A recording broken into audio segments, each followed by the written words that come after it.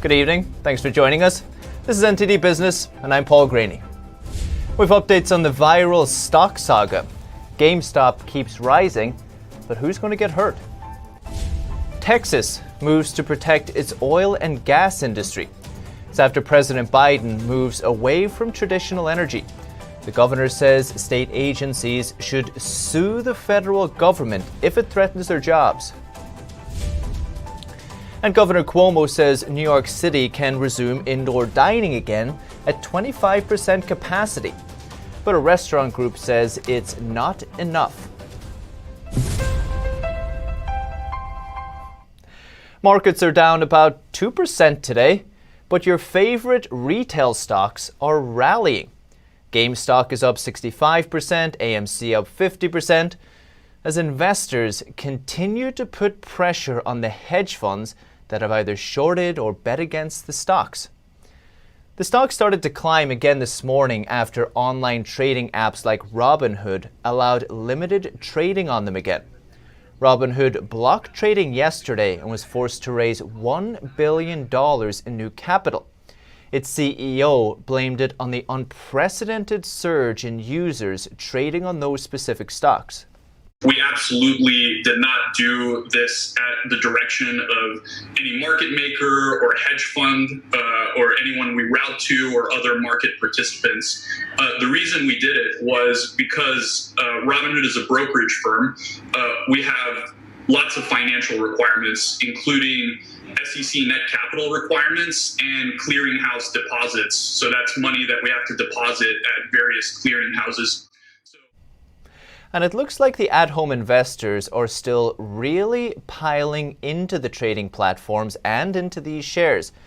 Take a look at this Apple App Store chart. The most popular app in all of America in all categories is Robinhood. Second is Webull Investing.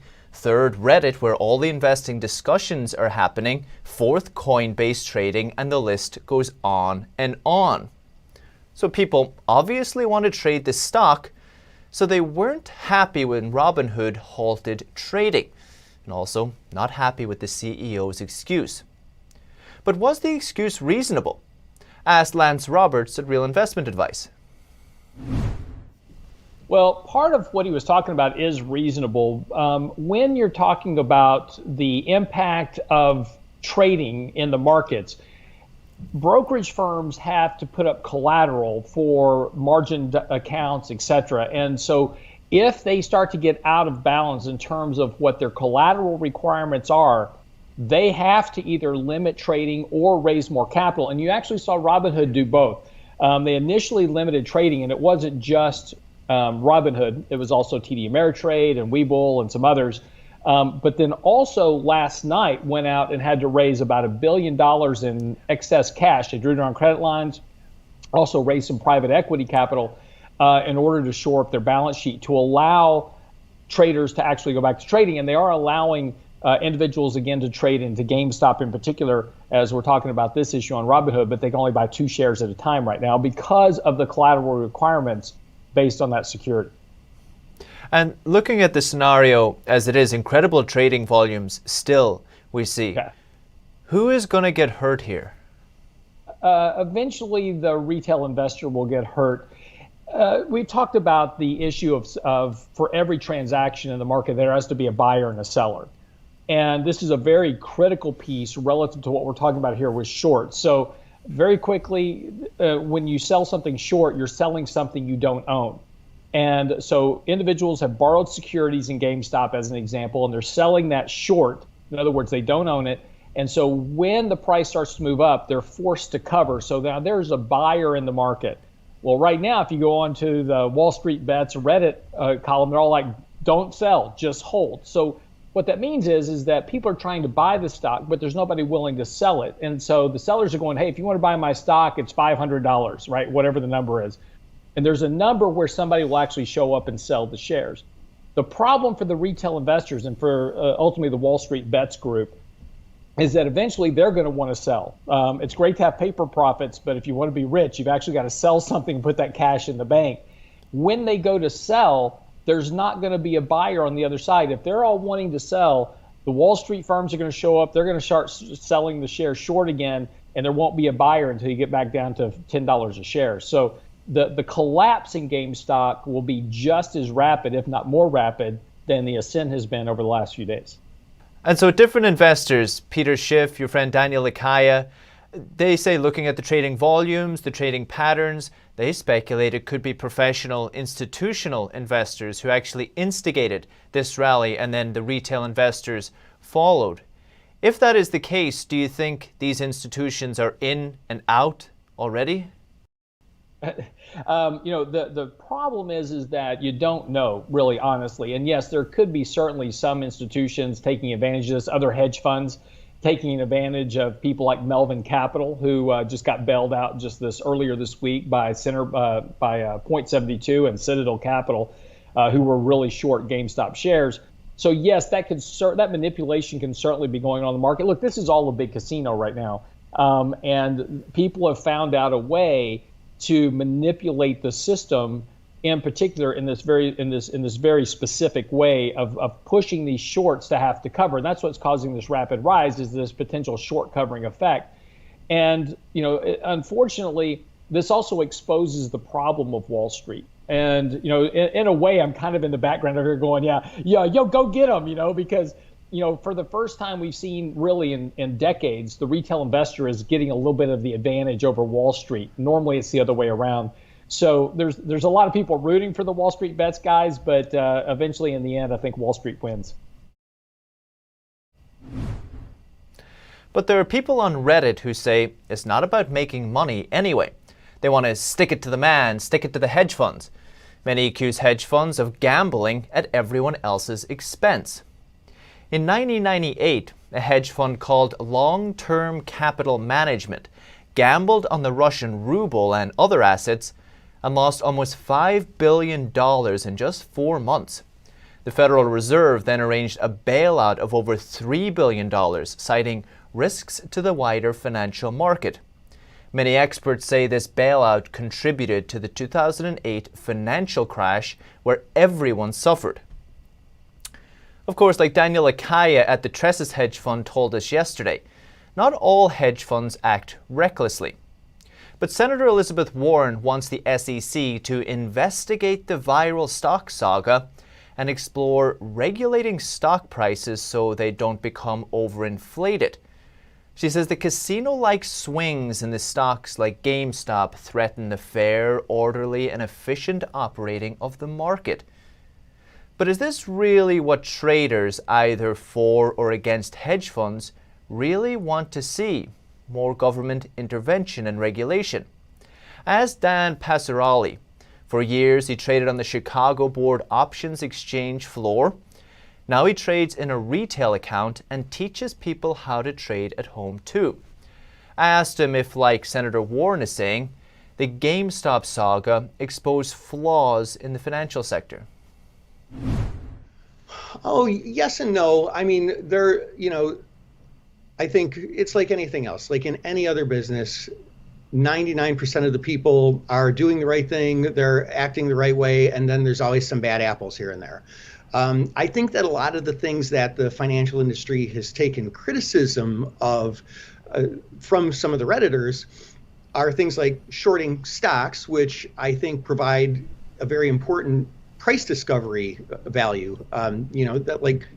They help us get to fair value, and they help our markets to not be wild and unpredictable and things like we're seeing. So yeah, I think that there's a lot of misunderstandings, but I think that there are a lot of things that that have the potential of coming to light, and maybe this will be an opportunity to fix some problems. We see a lot of them complaining about wealth inequality, this is class war and stuff like this, and perhaps we do see rising inequality. Do you feel that the hedge funds, we see the particular hedge funds taking a lot of the attacks for this, do you feel this is the correct target for these people venting their frustrations? Well, I mean, I don't know about that. I mean, look, the people in Reddit, they're also trying to make money. They're doing the same thing. it would be rather ironic to be hating these people for being successful when you're trying to do the same thing. You just are starting with the smaller account. But like I said before, I think this is an opportunity that in situations where maybe there is something, as they say, fishy going on, it probably will end up being exposed, and that's from both ends. That's from the big hedge funds and also for people online who might be colluding potentially and getting together to prop up a stock price, which has its own legal and moral ramifications as well.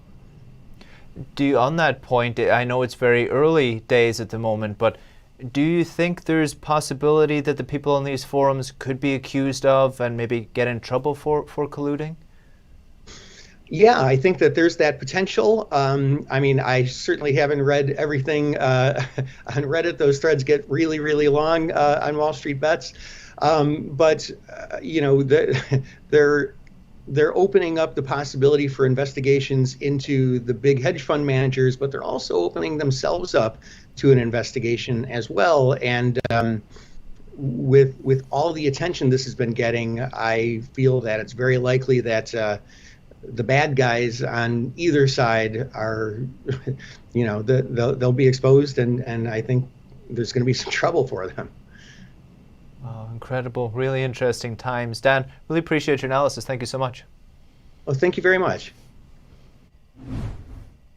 Now, the SEC says it's reviewing the recent trading volatility around those viral stocks, and it says it's promising to investigate whether hedge funds and brokerages did anything to disadvantage the retail investors. It says as if it finds any illegal trading activity, it will take action to protect the investors.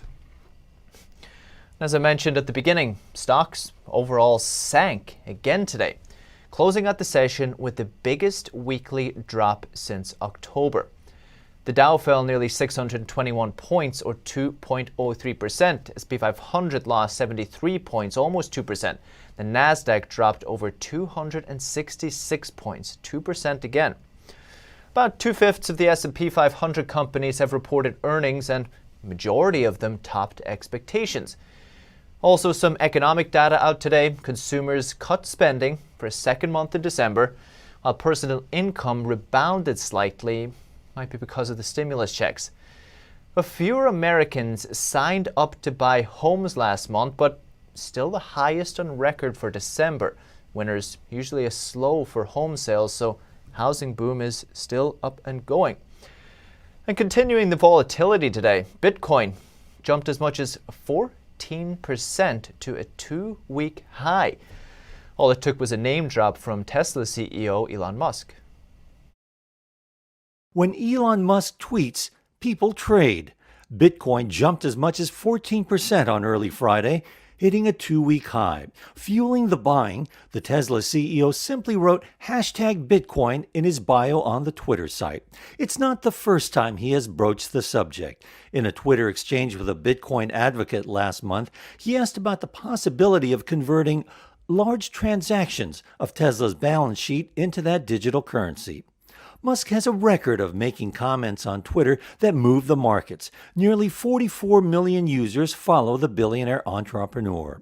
On Thursday, shares of Polish games producer CD Projekt rocketed higher after Musk posted a tweet expressing his admiration for its video game Cyberpunk 2077, writing, "The aesthetics of Cyberpunk are incredible, by the way." And 3 days ago, GameStop surged 50% after Musk tweeted "GameStonk," along with a link to the Reddit Wall Street Bets chat room.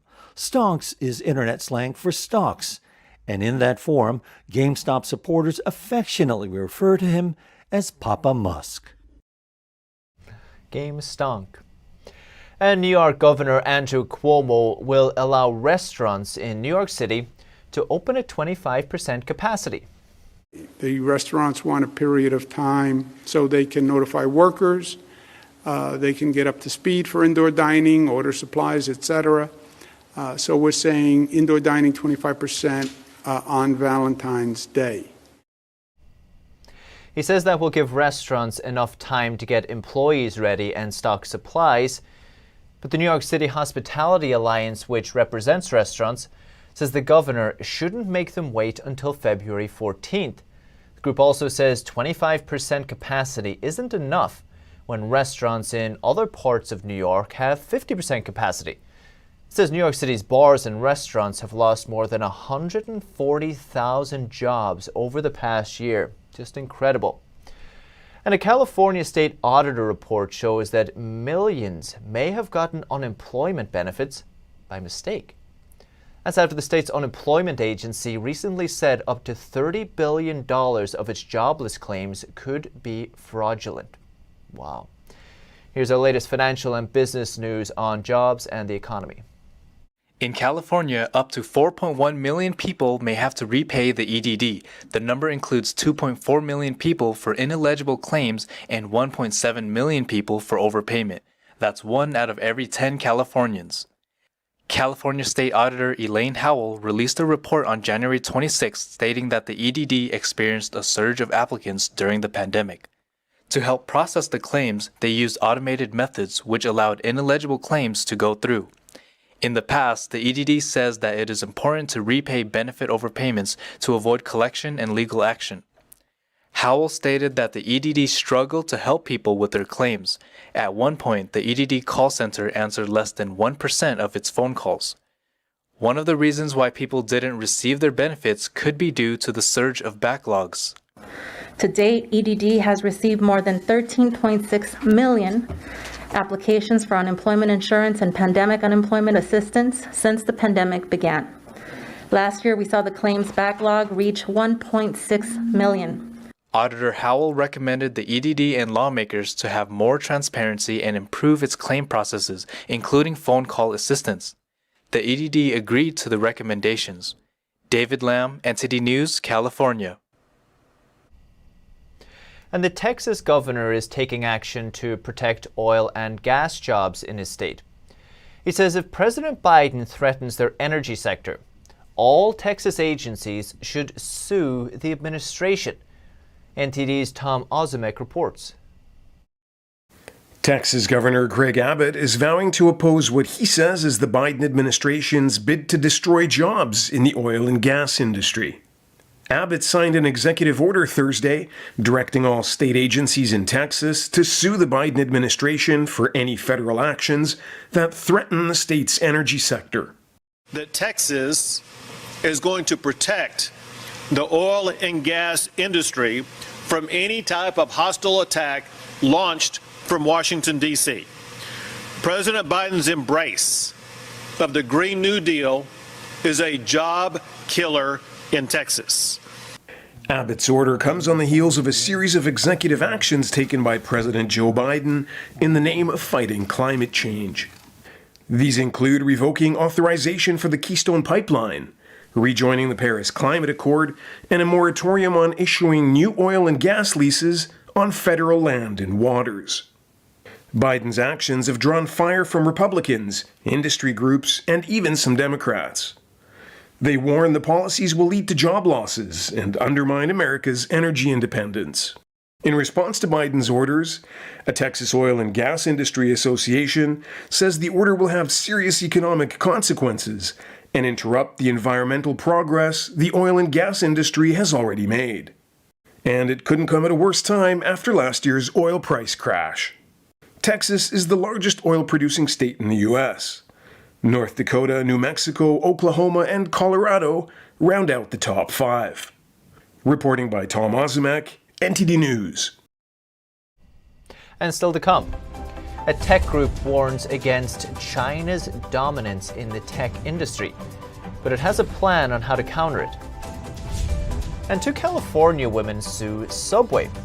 They say one of the ingredients isn't quite what the restaurant says it is. That and more after the break.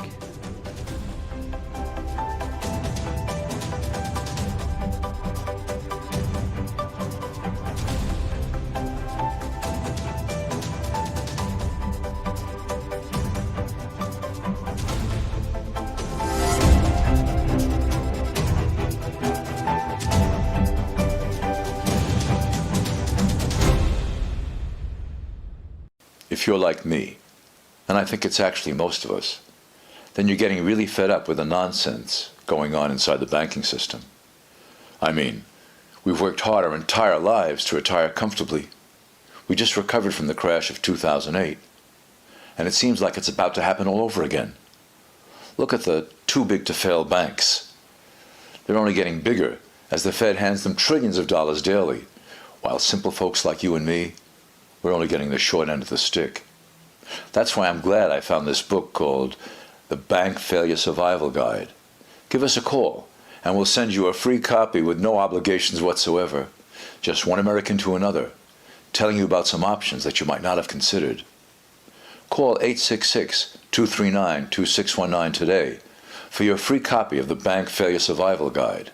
That's 866-239-2619.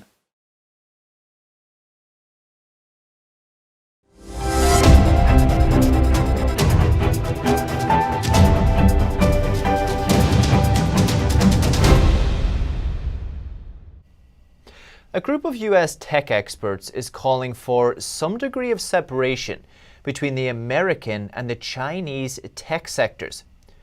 It warns that China is surging to overtake the U.S. in critical areas. NTD's Patrick Hayden has the details. A group of tech experts, including former Google CEO Eric Schmidt, is calling for some degree of separation between US and Chinese tech industries.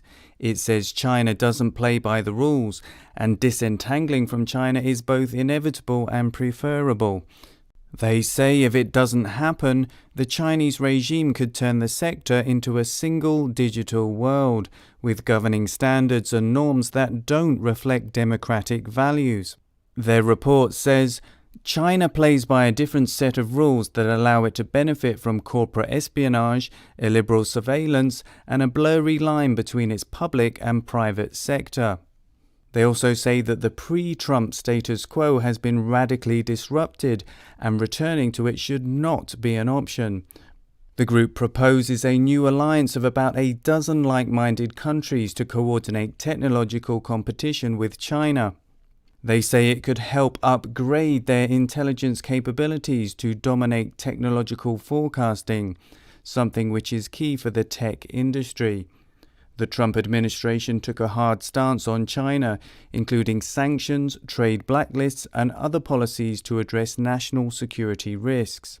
How the Biden administration will react to the proposal remains to be seen. Reporting by Patrick Hayden, NTD News. And two women in California think there's something fishy about the tuna at Subway restaurants. They filed a lawsuit claiming that the chain's tuna isn't actually tuna. In the complaint, they say that the fish is marketed as premium product Subway uses in its sandwiches and wraps, but the women say independent tests couldn't find any tuna in it. Instead, they said testing found a quote, a mixture of various concoctions. We reached out to Subway, and their spokesperson says there's simply no truth to the allegation, and that its tuna isn't only real, it's even caught in the wild. So there you go. This isn't the first time Subway has faced a lawsuit over its sandwiches. Last year, an Irish court ruled that Subway's bread has too much sugar in it to be called bread. And still to come, Chipotle tries curbside pickup in California, and if it goes well, the company might roll it out to other places too. And an agricultural startup harvests its first crop using new techniques. It could revolutionize the way we feed ourselves. Find out more when we return.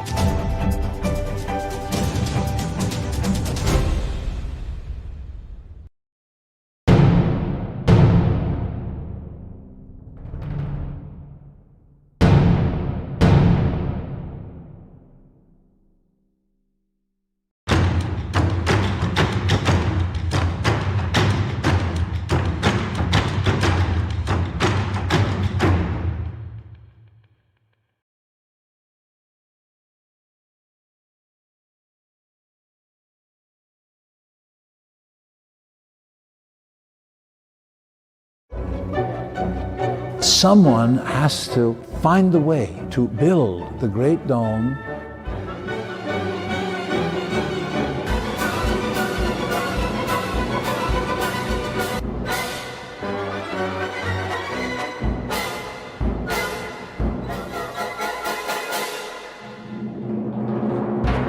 Completely new, completely original.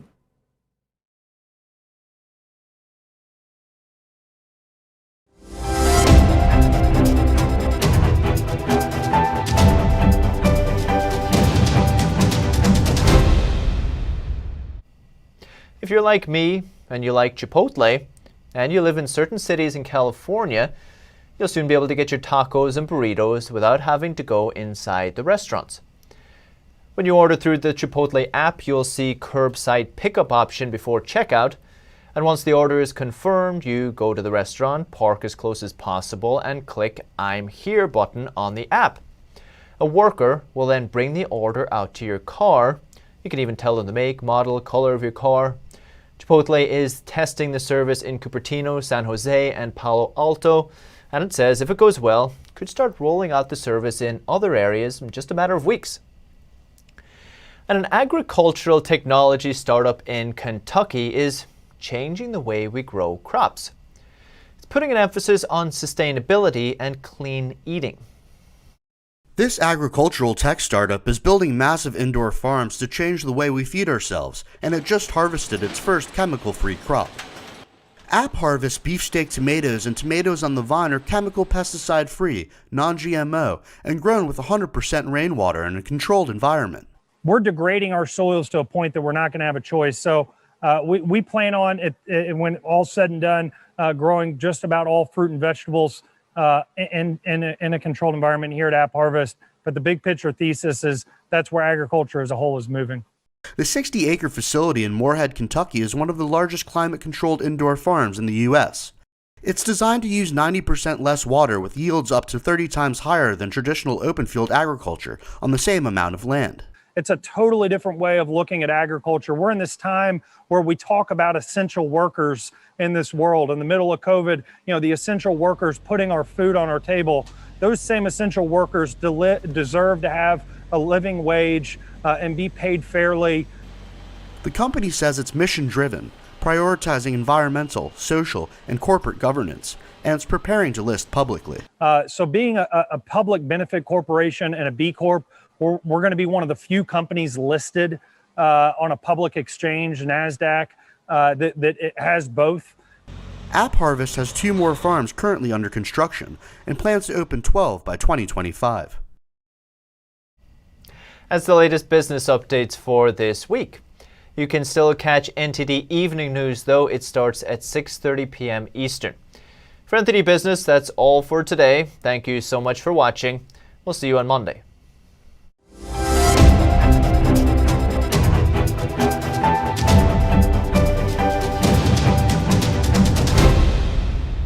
Hi, we're happy to announce that you can also catch us on cable TV now. Millions of households already choose us as one of their trusted news sources, and you can too. You can watch us in Chicago, Washington, D.C., New York, and many other cities as well. And if your system doesn't carry NTD yet, you can just give them a quick call and request NTD on your cable provider. Thank you for watching. See you next time.